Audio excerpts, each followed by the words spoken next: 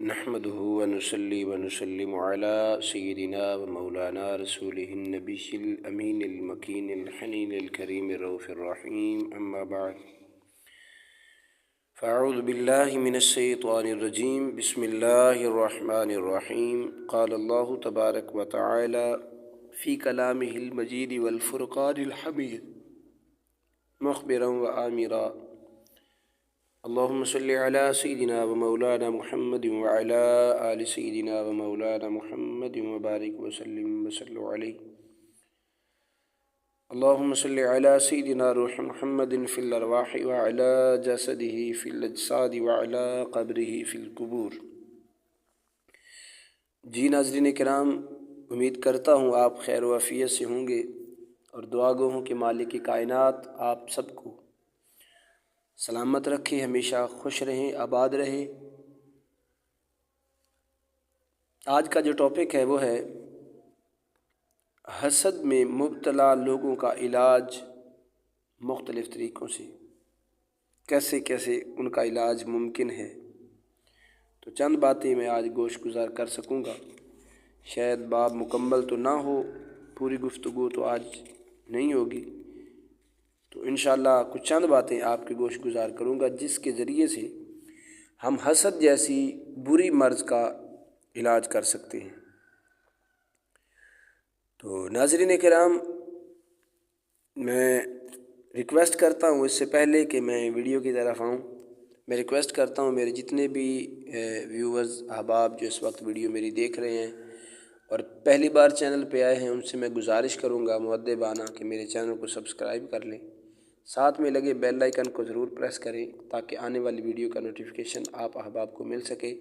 اور جو احباب میری ویڈیو کو روزانہ واچ کرتے ہیں، میں ان کا تہ دل سے شکریہ بھی ادا کرتا ہوں اور ان سے ایک ریکویسٹ بھی کرتا ہوں کہ جو آپ سماعت فرمائیں اس پہ عمل کرنے کی کوشش کریں، جو درود پاک آپ سنیں اس درود پاک کو زیادہ سے زیادہ کثرت سے پڑھنے کی کوشش کریں۔ مالک کائنات آپ کو دو جہانوں کی بھلائیاں نصیب فرمائے۔ تو ناظرین کرام، چلتے ہیں آج کے ٹاپک کی طرف کہ علاج کیسے ممکن ہے۔ تو اس کا پہلا طریقہ وہ یہ ہے کہ اللہ رب العزت کی بارگاہ میں کثرت سے رو کر نجات کی دعا کی جائے۔ تو جو بندہ اللہ رب العزت کی بارگاہ میں سچے دل سے دعا کرتا ہے، اللہ رب العالمین کبھی اس کو خالی واپس نہیں لوٹاتا۔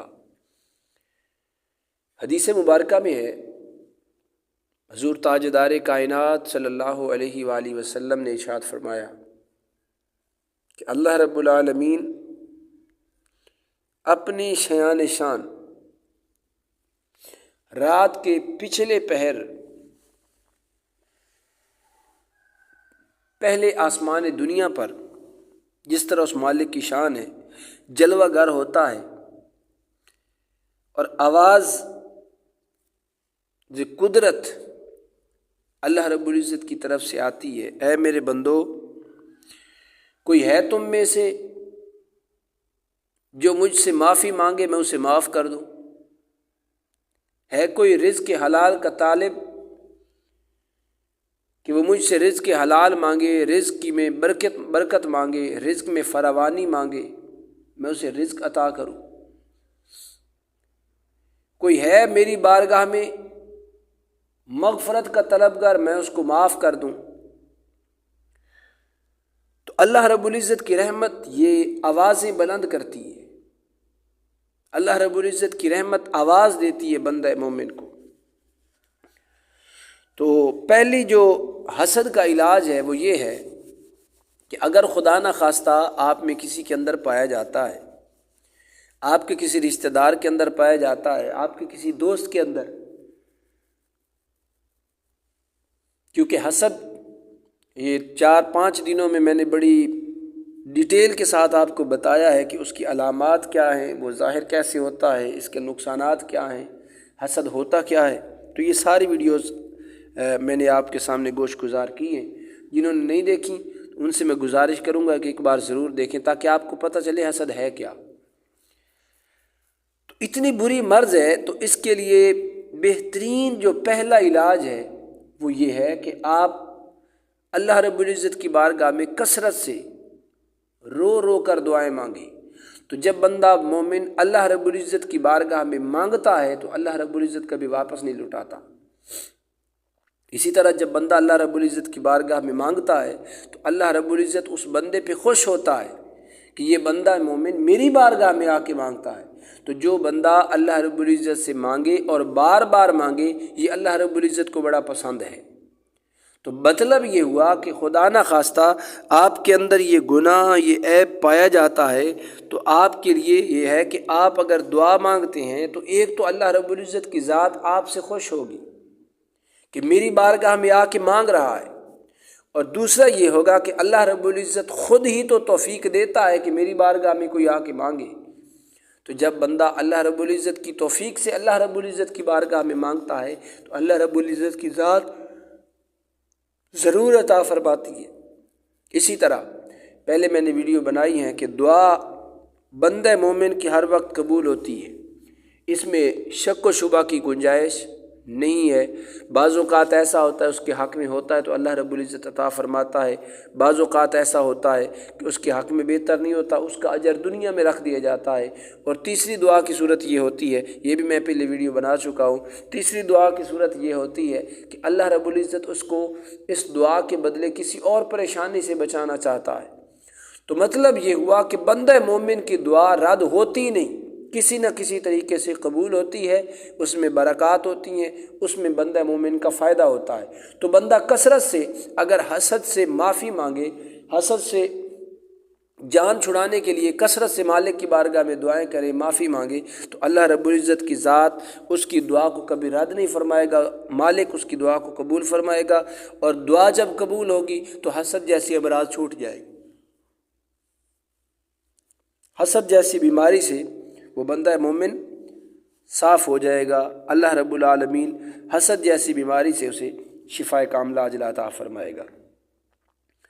ناظرین کرام، دوسرا جو طریقہ ہے وہ یہ ہے کہ حسد کی مذکورہ تباہ کاریوں کو اکثر و بیشتر ذہن میں حاضر کرتا رہے تاکہ اس کے دل میں اللہ رب العزت کی ناراضگی، ایمان، نیک اعمال کی بربادی اور ایمان کی بگاڑ، جہنم میں دخول اور توفیق الہی سے محرومی کا خوف حقیقی پیدا ہو جائے، کیونکہ جب تک کسی بڑے نقصان کے حصول کا صحیح خوف و اندیشہ دل میں نہ ہو تو گناہ سے بچنا ناممکن ہوتا ہے اور مشکل ترین ضرور ہو جاتا ہے۔ جی ناظرین کرام، تو دوسرا طریقہ آپ نے سماعت فرمایا کہ جو پیچھے تباہ کاریاں آپ نے سماعت فرمائی ہیں ان کو دل میں رکھیں کہ میں اتنے بڑے نقصان کی طرف، تو جب بندہ مومن کو پتہ چلتا ہے کہ میرا اتنا نقصان ہو رہا ہے تو یقیناً وہ اپنے اس نقصان سے بچتا ہے، ایسے گناہ سے بچتا ہے، ایسے عمل سے بچتا ہے کہ جس سے اس کا ایمان برباد ہو خدا نہ خواستہ، یا اس کی آخرت برباد ہو۔ تو مطلب یہ ہے کہ دوسرا طریقہ یہ ہے کہ بندہ اللہ رب العزت کی بارگاہ میں خوف رکھے، اللہ رب العزت کا ڈر ذہن میں رکھے، اور اپنے اس کا جو سب کچھ جو برباد ہو رہا ہے اللہ رب العالمین اس کو اس سے حفاظت عطا فرمائے گا جب دل میں رکھے گا۔ نمبر 3 وہ یہ ہے کہ جب موت کا یقین کامل حاصل ہو جائے تو فطرتاً دل دنیا کی نعمتوں سے بے رغبت اور اچاٹ اور آخرت کی جانب مائل ہونا شروع ہو جاتا ہے۔ اسی اصول کو پیش نظر رکھ کر حاسد کو چاہیے کہ کثرت کے ساتھ اپنی موت کو یاد کرتا رہے، انشاءاللہ کچھ ہی عرصے میں اس کی قلبی توجہ محسود کی نعمتوں سے ہٹ کر اخروی امور کی بہتری کی جانب مائل ہو جائے گی۔ اب دیکھیں کہ ایک بندہ مومن ہے، وہ کوئی خدا نہ خواستہ کوئی ایسی غلطی کر بیٹھتا ہے، کوئی گناہ کرتا ہے، یہ جو حسد جیسی بری مرض کر بیٹھتا ہے، تو جب اس کو یقین ہے، یقین تو بظاہر سب کو ہے کہ ہم نے مرنا ہے، مگر یہ دل میں بس ایک لمحے کے لیے بات آتی ہے، حقیقی معنوں میں ہمارے اندر وہ بات نہیں ہمارے دلوں میں جگہ دیتی کہ ہم نے اس دنیا سے جانا ہے۔ تو جب جانا دنیا سے ہے تو دنیا سے جانے کا جب یقین ہو اور بندے کو قبر نظر آ رہی ہو تو سوال ہی پیدا نہیں ہوتا کہ بندہ کسی دوسرے کی طرف دیکھے۔ عزیزان گرامی قدر، قبر میں اکیلے جانا ہے، اور قبر بڑے اندھیروں کا گھر ہے، حضور علیہ الصلوۃ والسلام نے ارشاد فرمایا مومن کے لیے قبر جو ہے یہ جنت کا باغ ہے، اور کافر کے لیے، منافق کے لیے، گناہگار کے لیے جہنم کا گڑھا بھی ہے۔ تو لہٰذا ہمیشہ قبر کو یاد رکھیں، قبر کی تیاری کریں۔ قبر جو ہے یہ بڑا مشکل مرحلہ ہے، ہمیشہ اس سے بچنے کی کوشش کریں۔ اللہ رب العالمین حضور کی ساری امت کو قبر کے عذاب سے محفوظ فرمائے۔ تو ناظرین کرام، تیسرا طریقہ جو تھا وہ یہ تھا کہ موت کو کثرت سے یاد کرنا۔ حضرت ابو درداء رضی اللہ تعالی عنہ آپ سے مروی ہے کہ جو شخص موت کو کثرت سے یاد کرے اس کے حسد اور خوشی میں کمی واقع ہو جاتی ہے۔ یعنی جو بندہ کثرت سے موت کو یاد کرتا ہے وہ حسد سے اور خوشی، یہ جو بے جا بندہ ہر وقت خوش رہتا ہے تو وہ بندہ خوف الہی میں آ جاتا ہے۔ ہر وقت خوش رہنا یہ بندے کے دل کو مردہ کر دیتی ہے۔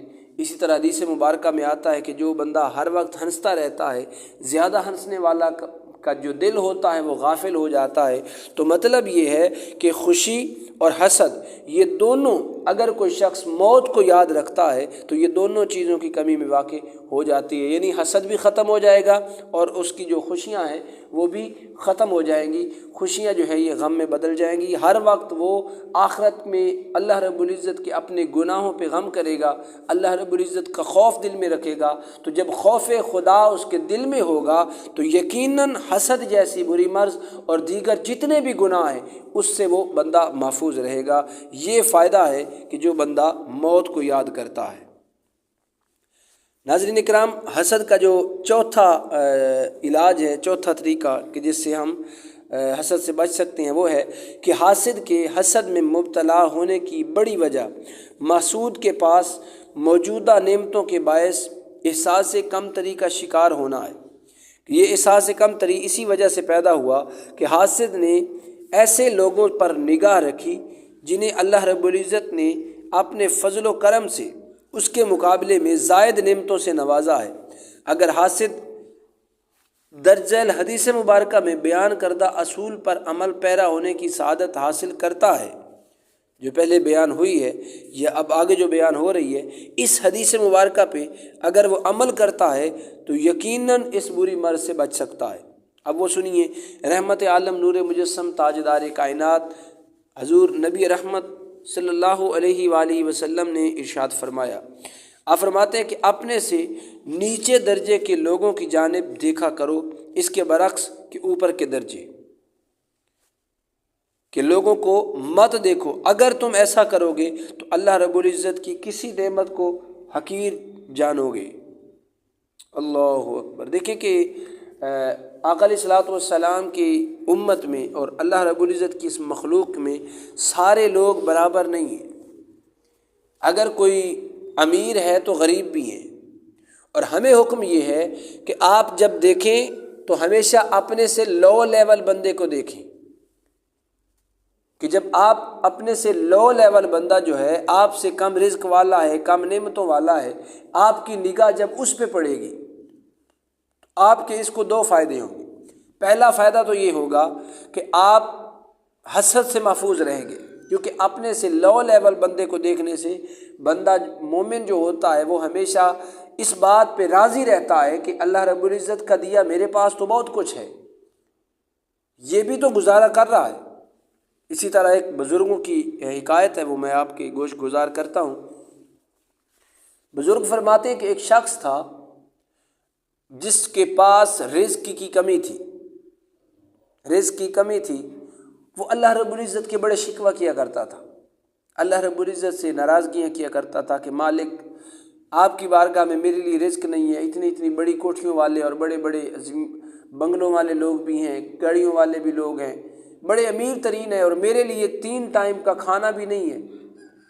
تو وہ بندہ ایک مرتبہ کوئی ایسا کہ ریگستان سے، یہ تھل کا علاقہ جہاں ٹیلے ریت کے ہوتے ہیں، ایسے علاقوں میں جا رہا تھا، تو راستے میں چلتے چلتے اس نے کیا دیکھا کہ ایک بندہ پڑا ہے جس کے دونوں ہاتھ نہیں ہیں اور دونوں پاؤں بھی نہیں ہیں، وہ جسم کا ایک لوتھڑا سا ہے بیچارہ، بڑا معذور ہے۔ تو جب اس نے اس بندے کو دیکھا تو اللہ رب العزت کی بارگاہ میں توبہ کرنے لگا، رو رو کے معافی مانگنے لگا۔ تو کسی نے پوچھ لیا کہ آپ ایسا کیوں کر رہے ہیں؟ تو اس نے کہا کہ میں اللہ رب العزت کے شکوے کیا کرتا تھا، میں مالک سے ناراضگیوں کا اظہار کیا کرتا تھا کہ مالک میرے لیے 3 ٹائم کا کھانا ہی نہیں ہے، مگر آج پتہ چلا ہے کہ اللہ رب العزت نے ہاتھ پاؤں سلامت دیے، یہ اللہ رب العزت کا تھوڑا احسان ہے مجھ پر۔ یہ بندہ بھی تو ہے جس کے ہاتھ بھی پورے کام نہیں کرتے، پاؤں بھی پورے کام نہیں کرتے، مگر پھر بھی اللہ کا شکر ادا کر رہا ہے۔ تو مطلب یہ ہوا کہ بندہ ہر وقت اللہ رب العزت کا شکر ادا کرتا رہے۔ ایک فائدہ تو یہ ہوا کہ جب بندہ اپنے سے لو لیول بندے کو دیکھے گا تو اللہ رب العزت کا شکر ادا کرنے والا ہوگا، تو جو اللہ رب العزت کو شکر ادا کرنے والا ہوتا ہے وہ کبھی حسد کرنے والا نہیں ہوتا، وہ حسد سے محفوظ رہتا ہے۔ تو مطلب یہ ہوا کہ حسد سے بچنا چاہتے ہیں تو اپنے سے لو لیول بندے کو دیکھیں، اپنے سے لو لیول بندے کی آمدن کو دیکھیں، ان کے رہن سہن کو دیکھیں، ان کے اٹھنے بیٹھنے کو دیکھیں، ان کی چال چلن کو دیکھیں۔ جب اپنے سے لو لیول بندے کو دیکھیں گے تو آپ کے دل میں کبھی حسد پیدا نہیں ہوگا۔ جب حسد پیدا نہیں ہوگا تو آپ اتنے بڑے گناہ سے محفوظ رہیں گے، آپ گناہوں سے محفوظ رہیں گے، آپ کا ایمان بھی سلامت رہے گا، آپ کے اعمال صالحہ بھی سلامت رہیں گے، اور یہ وہ اعمال صالحہ اور یہ جو حسد سے بچنے کا طریقہ ہے یہ آپ کو قبر میں بھی فائدہ دے گا اور حشر میں بھی فائدہ دے گا۔ تو ایک طریقہ یہ ہے کہ بندہ اپنے سے لو لیول بندے کو دیکھے، لہٰذا حاسد کو چاہیے کہ ایسے لوگوں کو بکثرت مشاہدہ کرے جنہیں اللہ رب العزت نے اپنے عدل و انصاف سے بے شمار نعمتوں اور صلاحیتوں سے محروم فرمایا ہے، نیز اپنے سے زیادہ نعمتیں رکھنے والوں کی طرف سے توجہ ہٹانے کی بھرپور کوشش کرے۔ انشاءاللہ اس مشاہدہ مسلسل کی برکت سے کچھ ہی دنوں میں نمایاں فرق بخوبی نظر آ جائے گا۔ 5واں فائدہ، یہ جو 5واں علاج ہے اس کا حسد کا، وہ یہ ہے کہ اپنے دل میں مسلمان بھائیوں کی خیر خواہی کا جذبہ بڑھائے، دوسرے مسلمان کی خیر خواہی، دوسروں کا فائدہ سوچے ہمیشہ، اور ان کی بدخواہی سے اللہ پاک ضرور اس کو نجات عطا فرمائے گا۔ تو اس کے لیے درج ذیل فوائد پر غور مفید ہے۔ یہ انبیاء علیہ الصلاۃ والسلام کی سنت مبارکہ ہے، چنانچہ قرآن عظیم میں حضرت نوح علیہ الصلاۃ والسلام کا یہ قول منقول ہے، وَأَنْصَحُ لَكُمْ، یعنی میں تمہارا خیر خواہ ہوں، سورہ اعراف میں۔ اور سورہ ہود میں یہ قول حضرت ہود علیہ الصلاۃ والسلام آپ کا بھی یہ ہے سورہ اعراف میں، وہ فرماتے ہیں وَأَنَا لَكُمْ نَاصِحٌ امین، یعنی میں تمہارے لیے خیر خواہ اور امین ہوں۔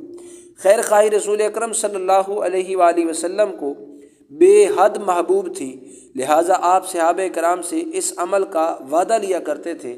حضرت جریر بن عبداللہ رضی اللہ تعالیٰ عنہ کہتے ہیں کہ میں نے رسول اللہ صلی اللہ تعالیٰ علیہ وسلم کے دست مبارک پر نماز قائم کرنے، زکوٰۃ ادا کرنے اور ہر مسلمان کی خیر خواہی کرنے کی بیعت کی۔ مسلم اور بخاری کی حدیث مبارکہ ہے، اگلی بھی حدیث مبارکہ مسلم بخاری کی ہے۔ حضرت انس رضی اللہ تعالیٰ عنہ فرماتے ہیں رسول اللہ صلی اللہ تعالیٰ علیہ وسلم نے ارشاد فرمایا کہ تم میں سے کوئی شخص اس وقت تک کامل مومن نہیں ہو سکتا جب تک اپنے مسلمانوں کے لیے وہی چیز پسند نہ کرے جو اپنے لیے پسند کرتا ہے۔ تو مطلب یہ ہے کہ اگر ہم اپنے لیے اس بات کو پسند نہیں کرتے کہ ہماری پاس جو اللہ کی نعمتیں ہیں ان پر کوئی حسد کرے، تو وہ دوسروں کی بھی اسی طرح کرے۔ اسی طرح جو شخص چاہتا ہے کہ میری عزت محفوظ رہے وہ دوسروں کی عزت کو محفوظ رکھے، یہ ہوتا ہے خیر خواہی۔ جس طرح بندہ یہ چاہتا ہے کہ میں غربت میں ہوں تو کوئی میری مدد کرے، اسی طرح جب کسی دوسرے مسلمان کو غربت میں دیکھیں تو اس کی مدد کریں۔ اسی طرح میں خود بھوکا ہوں تو مجھے حسرت ہوتی ہے کاش مجھے کوئی کھانا کھلا دے، اسی طرح جب کسی بھوکے کو دیکھیں تو اس کو کھانا کھلانے کا اہتمام کریں۔ آپ کے پاس اچھا لباس نہیں ہے، آپ کی چاہت ہوتی ہے کاش میرے پاس اچھا لباس ہوتا، تو آپ کسی غریب کو دیکھیں، اگر اس کے پاس اچھا لباس نہیں ہے تو آپ اس کے اچھے لباس کا انتظام کریں۔ یہ ہوتا ہے خیر خواہی۔ تو آقا علیہ الصلوۃ والسلام نے خیر خواہی کا حکم عطا فرمایا۔ اللہ رب العزت نے قرآن مجید میں ارشاد فرمایا انبیاء کرام کی سنت ٹھہرا، اور میرے آقا علیہ الصلوۃ والسلام نے کائنات کی خیر خواہی فرمائی ہے۔ آئیے ذرا ایک حدیث مبارکہ ملاحظہ فرماتے ہیں۔ ایک بزرگ خاتون تھی جو آقا علیہ الصلوۃ والسلام کی بڑی دشمن تھی، میرے آقا علیہ الصلوۃ والسلام کا جب اس نے نام سنا کہ مسلمانوں کے ایک نبی آئے ہیں اور جو انہیں دیکھتا ہے کلمہ پڑھ لیتا ہے، تو اس عورت نے، ایک بزرگ مائی نے ایک عہد کیا کہ میں یہ علاقہ ہی چھوڑ جاتی ہوں کہ کہیں میں اس کے معاذ اللہ جادو میں نہ آ جاؤں اور ان کا کہیں کلمہ نہ پڑھ لوں اور اپنے دین سے ہٹ نہ جاؤں۔ تو اس مائی صاحبہ نے اپنے گھر کا سامان باندھا اور گھر کے باہر بیٹھ گئی۔ اب بزرگ ہے، سامان زیادہ ہے، اٹھایا نہیں جاتا، تو کئی نوجوان گزرے، سب کو اس نے کہا ہے کہ مجھے کوئی ایسا ہے کہ جو میرا سامان اٹھا کے میرے سر پہ رکھ دے تاکہ میں یہ گھر چھوڑ کے چلی جاؤں۔ تو کئی نوجوان گزرے مگر کسی نے اس کی طرف توجہ نہ کی۔ بالآخر میرے آقا علیہ الصلوۃ والسلام جلوہ گر ہوئے، حضور تاجدار کائنات صلی اللہ تعالیٰ علیہ وآلہ وسلم وما ارسلناک الا رحمۃ للعالمین کا تاج پہن کے آئے۔ مسلمانوں سے تو خیر خواہی دور کی بات، آقا علیہ الصلوۃ والسلام غیر مسلموں سے بھی خیر خواہی کرتے تھے۔ آقا علیہ الصلوۃ والسلام اپنے دشمنوں سے بھی خیر خواہی کرتے تھے۔ اس مائی کا سامان اٹھایا میرے آقا نے، اور سامان اٹھانے کے بعد اس بزرگ خاتون کے سر پہ نہیں رکھا بلکہ اپنے سر پہ رکھا، اور ساتھ پوچھا کہ آپ کدھر جا رہی ہیں؟ تو فرمایا میں اتنی دور جا رہی ہوں۔ وہ کہنے لگی کہ میں اتنی دور جا رہی ہوں۔ آقا علیہ الصلوۃ والسلام نے ارشاد فرمایا کیوں جا رہی ہو؟ اس نے اپنی ساری وجہ بتائی۔ میرے آقا علیہ الصلوۃ والسلام سفر بھی کر رہے ہیں اور مسکرا بھی رہے ہیں۔ میرے آقا کے چہرے انور پہ مسکراہٹ ہے۔ وہ بار بار کہہ رہی ہے کہ اے نوجوان، بڑا خوبصورت ہے، بڑے اچھے خاندان کے لگتے ہو، مگر اس محمد مصطفیٰ سے بچ کے رہنا۔ سنا ہے جو اس کو دیکھتا ہے وہی کلمہ پڑھ لیتا ہے، اس کا اخلاق اتنا اچھا ہے، اس کا کردار اتنا اچھا ہے، وہ بظاہر معاذ اللہ اپنے جادو سے لوگوں کو اس طرح تبدیل کر لیتا ہے، اپنے باپ دادا کا دین چھڑوا دیتا ہے۔ تو آقا علیہ الصلوۃ والسلام سنتے بھی جا رہے ہیں، مسکراتے بھی جا رہے ہیں۔ جس جگہ پر اس مائی صاحبہ نے پہنچنا تھا، مائی صاحبہ پہنچی، وہاں پہ پہنچ کے کہتی ہے کہ بیٹا یہ میرا سامان یہاں پہ اتار دو۔ آقا علیہ الصلوۃ والسلام نے سامان اتار دیا۔ جاتے ہوئے جب جانے لگے تو اس نے پوچھا کہ آپ اپنا تعارف بتائیں، آپ کون ہیں؟ آقا علیہ الصلوۃ والسلام نے ارشاد فرمایا میں وہی محمد مصطفیٰ ہوں جس کے سارے راستے شکوے کرتی آئی ہے، جس کے گلے کرتی آئی ہے۔ میں نہیں کہتا تو کلمہ پڑھ، مگر میرا اخلاق ایسا ہے، میرا کردار ایسا ہے۔ تو اس مائی صاحبہ نے ہاتھ جوڑے اور عرض کرتی ہے اگر آپ ہیں وہ شخص تو یقیناً آپ اللہ کے سچے رسول ہیں، آپ اللہ کے نبی ہیں۔ تو مطلب یہ ہوا کہ آقا علیہ الصلوۃ والسلام بھی خیر خواہی فرماتے تھے، اور فقط مسلمانوں سے نہیں، غیر مسلموں سے بھی، دشمنوں سے بھی حضور خیر خواہی فرماتے تھے۔ اور حضور کی خیر خواہی فرمانے کا رزلٹ یہ ملا کہ کافر بھی مسلمان ہوتے تھے۔ آج یہ خیر خواہی کا دور ہمارے اندر سے چلا گیا۔ آج خیر خواہی کی آقا علیہ الصلوۃ والسلام کی سنت ہمارے اندر سے چلی گئی۔ آج ہم فرقوں میں بٹ گئے، آج ہم نے اپنی اپنی مذہبی جماعتیں بنا لیں، اور مذہبی جماعتیں ہر ایک مسلمان ہونے کا دعویٰ کرتا ہے، ہر جماعت مومن ہونے کا دعویٰ کرتا ہے، مگر دوسرا اسے مومن مسلمان ماننے کو تیار نہیں ہے۔ یہی وہ وجہ ہے کہ آج ہم مسلمان پوری دنیا میں رسوا ہو رہے ہیں۔ ہم نے خیر خواہی کرنا چھوڑ دی ہے۔ کاش کہ آج بھی ہم ایک دوسرے کے خیر خواہ ہوتے، آج بھی ایک دوسرے کا فائدہ سوچنے والے ہوتے، آج بھی اگر ایک دوسرے کا بھلا کرنے والے ہوتے تو یقیناً یہ کبھی نہیں ہو سکتا کہ مسلمانوں پر عروج نہ آئے۔ یہ کبھی نہیں ہو سکتا کہ بندہ صحیح معنوں میں مسلمان ہو، اخلاق بندہ مومن کا اچھا ہو، کردار اچھا ہو، اور لوگ متاثر نہ ہوں۔ وجہ یہ ہے کہ ہم نے صرف اگر کچھ رکھا تو صرف زبانوں تک گفتگو کو رکھا، کردار سے وہ چیز نظر نہ آئی، اور دوسرا ہم نے خیر خواہی کرنا چھوڑ دی۔ یہی وجہ ہے۔ تو حاسد جو ہے وہ اگر چاہتا ہے بچنا تو اسے چاہیے کہ وہ کبھی بھی کسی دوسرے مسلمان کی خیر خواہی سے پیچھے نہ ہٹے، خیر خواہی کرتا رہے۔ تو جب بندہ مومن پریکٹیکلی طور پر دوسروں کے خیر خواہی کرے گا تو کبھی بھی کسی کی نعمت پہ وہ حسد نہیں کرے گا۔ حسد نہیں کرے گا تو اللہ رب العالمین اس کو اتنی بری امراض سے اور اتنی تکلیف دے، جو مصیبتیں یہ حسد کی صورت میں ہیں، اللہ رب العالمین اس کو اس سے شفا یابی نصیب فرمائے گا۔ تو ناظرین کرام، یہ تھی آج کی ویڈیو۔ تو ایک درود پاک باعث برکت کے لیے میں آپ کے گوش گزار کر دیتا ہوں۔ اس درود پاک کو آپ روزانہ کے طور پہ کثرت سے پڑھا کریں۔ اس کی بے شمار فیوز و برکات ہیں۔ اس سے اس کے پڑھنے سے بندہ جسمانی روحانی امراض سے محفوظ رہتا ہے۔ تو جسمانی امراض یہی ہوتی ہیں، بخار کی صورت میں، سر درد کی صورت میں، نزلہ زکام کی صورت میں، یہ جو ہارٹ کا پرابلم، جتنی بھی پرابلمز ہیں، جتنی بھی بیماریاں ہیں، یہ آپ جانتے ہیں۔ روحانی امراض ہوتی ہیں گناہوں کی امراض، جن میں ایک حسد بھی ہے۔ اسی طرح روحانی امراض جو ہے طرح طرح کے گناہ، وسوسے، شیطانی خیالات، شیطان جو ہے اندر تکبر ڈال دیتا ہے بندے کے دل میں۔ تو ان ساری امراض سے محفوظ رہنے کے لیے، بچنے کے لیے عظیم الشان وظیفہ درود پاک کا، وہ آپ کے میں گوش گزار کرنے لگا ہوں۔ ذرا توجہ سے سماعت فرمائیں اور اس وظیفے کو کریں، یقیناً آپ جسمانی روحانی امراض سے محفوظ رہیں گے۔ بسم اللہ الرحمن الرحیم، اللہم صلی وسلم علی سیدنا و مولانا محمد وعلی آل سیدنا و مولانا محمد، طب القلوب ودوائها وعافیت الابدان شفائها ونور الابصار وضیائها وعلى آلہ واصحابہ وبارک وسلم وسلم علیہ۔ جی ناظرین کرام، یہ تھا درود شفا، جو کہ جسمانی روحانی امراض سے شفا یابی کے لیے درود پاک تھا۔ میں امید کروں گا کہ آج کی یہ ویڈیو آپ کو پسند آئے گی۔ ناظرین کرام، ویڈیو پسند آئے تو برائے مہربانی ویڈیو کو لائک کر دیں۔ اگر آپ چینل پہ نئے ہیں تو چینل کو سبسکرائب کر دیں، تاکہ اسی طرح کی اچھی معلوماتی ویڈیو اور آپ کی اخلاق و کردار کو سنوارنے والی ویڈیو آپ کو روزانہ بیس پہ آپ کو ملتی رہے۔ اللہ رب العالمین ہم سب کو ان امور پہ عمل کرنے کی توفیق عطا فرمائے۔ آقا علیہ الصلوۃ والسلام کے عشق و محبت میں جینا مرنا نصیب فرمائے۔